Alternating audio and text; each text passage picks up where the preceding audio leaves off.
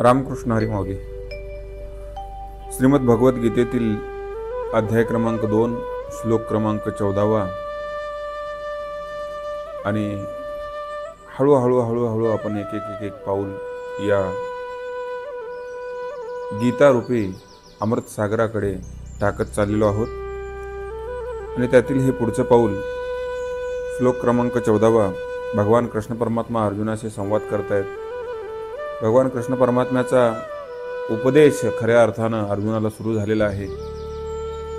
आणि भगवंत काय बोलतात या श्लोकामध्ये भगवंतांनी सांगितलेलं आहे, मात्रा स्पर्शास्तु कौंतेय शीतोष्ण सुख दुःख सदा आगमापायिनो अनित्य अंस्तातितिक्ष्वस्व भारत.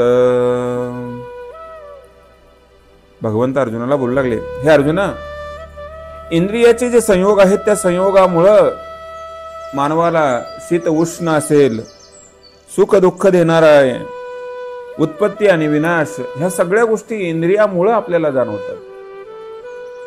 वास्तविक पाहता जर आपण बघितलं, शब्द स्पर्श रूप रस आणि गंध 5 आपले ज्ञानेंद्रिय, 5 कर्मेंद्रिय आणि 11वं आपलं असणारं इंद्रिय मन. आणि या सर्व इंद्रियाद्वारे आपण जे काही या सर्व इंद्रियाला मिळून आपण जे स्वतःला समजतो त्यामुळं मानवाला ह्या सगळ्या गोष्टीचा भास होत असतो.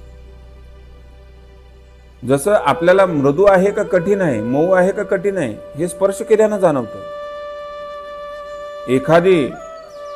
एखादा व्यक्ती आपल्याबद्दल चांगलं बोलतोय का वाईट बोलतोय हे पण आपल्याला समजतं.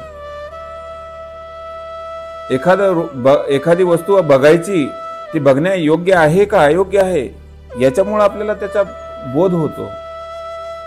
एखादी गोष्ट खाण्यासाठी गोड आहे का कडू आहे हे ज्यावेळेस आपण चाखतो त्यावेळेस आपल्याला कळतं. आणि हे सगळे बोध जे असतात ते इंद्रियामुळे मानवाला होतात. आणि इंद्रिय हे